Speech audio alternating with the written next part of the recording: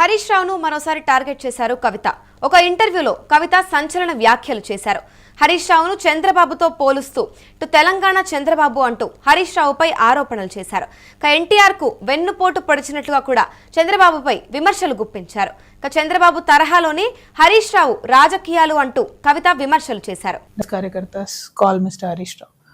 I was always a Karyakarta of BRS party. Even today says that if at all Harish Rao ever is going to betray the party, I mean, they're very confident. They actually say it the other way around. They're like, he's the Telangana Chandrababu Naidu.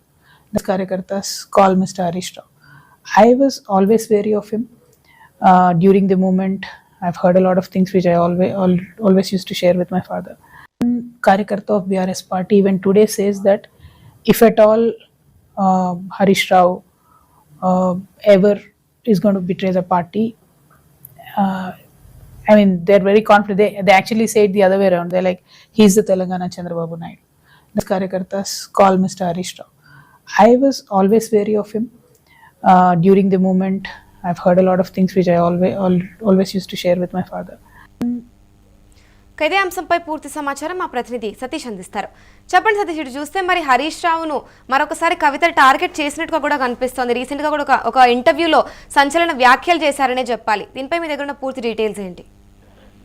మూల్య 2025లో ముఖ్యంగా BRS నుంచి బయటికి వచ్చిన తర్వాత అటు హరీష్ రావుతో పాటు అందరినీ ఏదైతే BRS పార్టీలో దాదాపు అందరినీ కూడా ఒక ఆట ఆడుకుంటున్న పరిస్థితులు అయితే కనబడతా ఉన్నాయి అమూల్య. దీనికి సంబంధించి ముఖ్యంగా హరీష్ రావును టార్గెట్ చేస్తూ ఇప్పటికే పలుమార్లు ఏదైతే కృష్ణారావు విషయంలో హరీష్ రావు అండతోనే కృష్ణారావు భూ కబ్జాలకు పాల్పడ్డాడంటే కుకట్పల్లి ఎమ్మెల్యే కృష్ణారావు భూ కబ్జాలకు పాల్పడ్డాడని ఆరోపణలు చేసింది. దాంతో పాటు గూడెం మహిపాల్ రెడ్డి విషయంలో కూడా ప్రధాన అనుచరుడు హరీష్ రావుకి ప్రధాన అనుచరుడు గూడెం మహిపాల్ రెడ్డి. సో ఎంత ఆయన అండతో ఎంత భూ కబ్జా చేశాడో అని చెప్పి ఇట్లా అటు హరీష్ రావుతో పాటు కేటీఆర్ ను కూడా పెద్ద ఎత్తున ఆ ఇంటర్వ్యూలో కనుక చూస్తే నిన్న ఇంటర్వ్యూలో కేటీఆర్ ను కూడా కన్సర్న్ చేసింది. ఆమె ఏం చెప్తుంది, ముఖ్యంగా నేను ఉద్యమం టైంలో 2006లో నా సొంత పరపతితో నేను జాగృతి పెట్టుకొని నేను ఉద్యమంలో పోరాటం చేశాను. కేటీఆర్ అట్లా కాదు, నాన్న పేరు చెప్పుకొని వచ్చారంటూ కూడా కీలక వ్యాఖ్యలు చేశారు.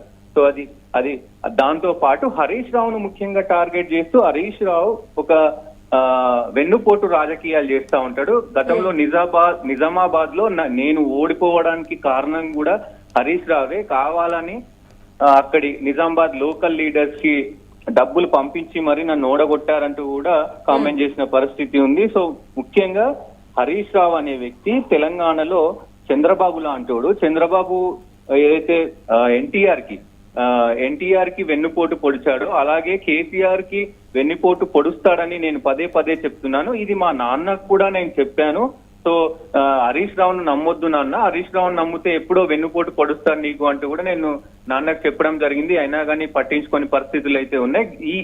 ఈ విషయంలోనే దాదాపు గతంలో ఏదైతే లేఖ విడుదలైన సమయంలో కూడా నాన్న చుట్టూ అంటే కేసీఆర్ చుట్టూ దయ్యాలు ఉన్నాయి అంటూ కూడా ఆమె వ్యాఖ్యలు చేసింది. సో ఈ వ్యాఖ్యల వెనుక అటు హరీష్ రావును టార్గెట్ చేయడం, ఇటు కేటీఆర్ ను టార్గెట్ చేయడం ప్రధానంగా ఎజెండా పెట్టుకుంది. ఏదేమైనా 2025లో బీఆర్ఎస్ పార్టీ పైన కాంగ్రెస్ కంటే ఎక్కువ విమర్శలు ఇటు కవితనే చేసింది అని చెప్పొచ్చు అమూల్య. అంటే ఇప్పుడు పార్టీ లోపల బీఆర్ఎస్ పార్టీ లోపల ఇటువంటి ఆరోపణలు ఏవైతే ఉన్నాయి ఇవన్నీ కూడా కొంచెం అంటే ఇప్పుడు పార్టీకి నష్టం కలిగించే విధంగా కూడా వెళ్తుందంటారా? డెఫినెట్ గా కాంగ్రెస్ పార్టీకి సంబంధించిన పెద్ద నాయకులే చెప్తున్నారు, మేము విమర్శించడం అవసరం లేదు, కవితనే విమర్శిస్తుంది. సో వాళ్ళ నాన్న ఒక్కడి పేరు ఎత్తట్లేదు కానీ పాలన మాత్రం అంటే పాలనలో అవకతవకలు జరిగినాయి అని చెప్పేసి కూడా అంటా ఉంది. ఎందుకంటే ఉద్యమకారులకు అన్యాయం జరిగింది, కార్మికులకు అన్యాయం జరిగింది, అన్ని చోట్ల కూడా ఆమె అన్యాయం జరిగింది అని చెప్తుంది. బట్ కేసీఆర్ పేరు చెప్పట్లేదు ఎక్కడ కూడా. కానీ ఎక్కడ వీలైతే అక్కడ హరీష్ రావు పేరు తీస్తుంది, కేటీఆర్ పేరు తీస్తుంది, మొత్తం అందరి ఎమ్మెల్యేల పేర్లు తీస్తా ఉంది. సో ఈ నేపథ్యంలోనే ముఖ్యంగా దానికి సంబంధించి కూడా ఏదైతే ఆమె ఆరోపణలు చేస్తున్నప్పటికీ మరి బీఆర్ఎస్ పార్టీ నుంచి ఏదైతే రీఅటాకింగ్ మాత్రం అంటే అంత ఆమె స్థాయిలో ఎవరు రీఅటాక్ చేయలేకపోతారు. మరి దీనిపైన కేసీఆర్ కూడా ఏం మాట్లాడతారో చూడాల్సిన అవసరం అయితే ఉంటది. మొన్న కేసీఆర్ ను కూడా డైరెక్ట్ మీడియా మిత్రులు అడిగారు, మరి కవిత ఇట్లా ఆరోపణలు చేస్తుంది కదా, దీని మీద మీరేం మాట్లాడతారంటే కూడా నేను అవైలబుల్ లో ఉంటే నేను ప్రజాక్షేత్రంకి వస్తున్నాను, వెయిట్ చేయండి అని చెప్పిన పరిస్థితులు ఉన్నాయి. సో చూడాల్సిన అవసరం అయితే ఉంటుంది అమూల్య. ముఖ్యంగా మరి కేసీఆర్ దీనిపైన ఎట్లాంటి యాక్షన్ తీసుకోబోతున్నారు, మరి కేటీఆర్ కి ఎలాంటి సలహా ఇవ్వబోతున్నారు, అలాగే హరీష్ రావుకి ఎలాంటి సలహా ఇవ్వబోతున్నారు. ఎందుకంటే కాంగ్రెస్ ప్రభుత్వం ఇప్పుడు అధికారంలో ఉంది. అధికారం పార్టీని ఆరోపణలు చేయాలంటే కవిత ఏదైతే ఆరోపణలు చేస్తుందో ఫస్ట్ అవి నిరూపించాల్సిన అవసరం అయితే ఉంటుంది. కాంగ్రెస్ పార్టీ వాళ్ళు కూడా అదే చెప్తా ఉన్నారు. సో కవిత అడిగిన దానికి ఫస్ట్ మీరు సమాధానం చెప్పండి, మేము ఏం చేస్తున్నామో తర్వాత చెప్తాము. కానీ కవిత అడుగుతుంది కదా, మీ హరీష్ రావు ఏం చేశాడు, కేటీఆర్ ఏం చేశాడు, దానిపైన అడుగుతుంది కదా, ఫస్ట్ వాటికి సమాధానం చెప్పండి అంటూ కూడా వాళ్ళు ఎద్దేవా చేస్తున్న పరిస్థితులు అయితే కనబడతా ఉన్నాయి. మరి ఏం జరుగుతుంది, కేసీఆర్ ఎలాంటి నిర్ణయాలు తీసుకోబోతున్నాడు, కవిత కూడా పెద్ద ఎత్తున ఉద్యమం చేసే పరిస్థితులు అయితే కనబడుతున్నాయి అమూల్య. ఎందుకంటే టార్గెటెడ్ మొన్నటిదాకా హరీష్ రావు ఉండే, ఇప్పుడు డైరెక్ట్ కేటీఆర్ ను కూడా దాంట్లోకి తీసుకొచ్చింది. కేటీఆర్ ను కూడా ఎక్కడ కూడా ఎలివేట్ చేయట్లేదు, కష్టపడ్డది కేసీఆర్ కవితనే అని అన్నట్లుగా చెప్తా ఉంది. మొత్తంగా ఆమె మొత్తం ఇంటర్వ్యూలో చూస్తే గనక కేటీఆర్ నాన్న పేరు చెప్పొచ్చాడు, డైరెక్ట్ గా ఎమ్మెల్యే అయ్యాడు. నేను 2006 లో నేను కార్యకర్తలు జాగృతి ఉద్యమానికి నేను నా ఇండిపెండెంట్ గా నేను ఉద్యమం చేశాను, నాకు ఎవరితో సంబంధం లేదు అనుకుంటూ చెప్పుకొచ్చారు. సో దీన్ని బట్టి చూస్తే గనుక సో ఆమె ముఖ్యమంత్రి అయ్యే ఆలోచనలో ఉన్నారు. ముఖ్యమంత్రి అయ్యే వరకు ఆమె పోరాటం చేస్తారు, ఎంత పెద్ద వ్యక్తులను ఆమె టార్గెట్ చేస్తారని కూడా కనబడతా ఉంది. అంటే ఇప్పుడు చూస్తే చంద్రబాబు తరహాలోనే హరీష్ రావు రాజకీయాలు ఉన్నాయంటూ కూడా కవిత వ్యాఖ్యానించారు కదా. మరి ఇప్పుడు అంటే హరీష్ రావు ఇమేజ్ ఏదైతే ఉందో ఇది కొంచెం అనుమానాస్పదంగా కూడా చేయాలనే ప్రయత్నంతోనే చేశారంటారా? డెఫినెట్ గా అంటే దీంట్లో రెండు పరిణామాలు ఉంటాయి అమూల్య. ఎందుకంటే ఏదైతే ఈటెల రాజేందర్ ని గనక ఎలగొట్టిన తీరు చూస్తే కొంతమంది చెప్తున్నదా అంటే మా రాజకీయ వర్గాల్లో అటు బీజేపీ కావచ్చు, ఇటు కాంగ్రెస్ కావచ్చు, బీఆర్ఎస్ వర్గం రాజకీయ వర్గాల్లో చర్చ ఏమైందంటే ఇమేజ్ ని డ్యామేజ్ చేయాలి, హరీష్ రావుకున్న ఇమేజ్ ని డ్యామేజ్ చేస్తే గనక హరీష్ రావు అంటే ఒక నిబద్ధత గల నాయకుడు, హరీష్ రావు అంటే ప్రజల్లోకి వెళ్లే నాయకుడు, అందరితో కూడా కలిసిమెలిసి ఉంటాడు.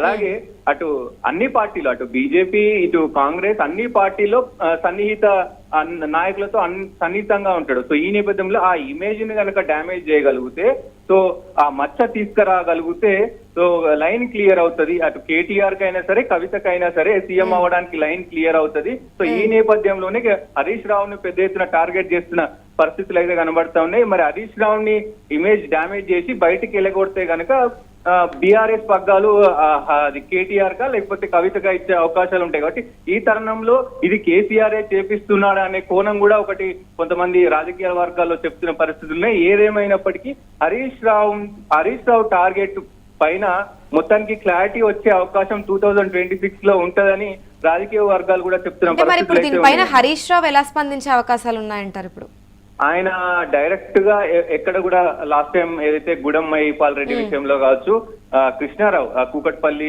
కృష్ణారావు విషయంలో కూడా డైరెక్ట్ ఎక్కడ కూడా ఆయన ఒక మాట కూడా అనట్లేదు. కానీ ఎమ్మెల్యేలతోటి డైరెక్ట్ గా వార్నింగ్ ఇప్పిస్తూ ఉన్నారు. నువ్వు కేసీఆర్ కూతురు కాబట్టి మాకు ఏదో కొంచెం గౌరవం ఉంది కాబట్టి మేము ఈ రకంగా మాట్లాడుతున్నాం, లేదు అంటే వేరేలా ఉంటది అంటే డైరెక్ట్ వార్నింగ్లు కూడా ఇచ్చారు.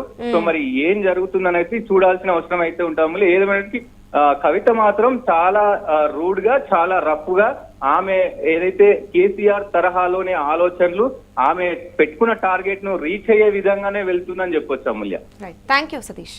ప్రస్తుతం చూసుకుంటే హరీష్ రావును కవిత మరొకసారి టార్గెట్ చేసిందని చెప్పాలి. ఒక ఇంటర్వ్యూలో రీసెంట్ గా కవిత సంచలన వ్యాఖ్యలు చేశారు. హరీష్ రావును చంద్రబాబుతో పోలుస్తూ తెలంగాణ చంద్రబాబు అంటూ హరీష్ రావుపై ఆరోపణలు చేశారు.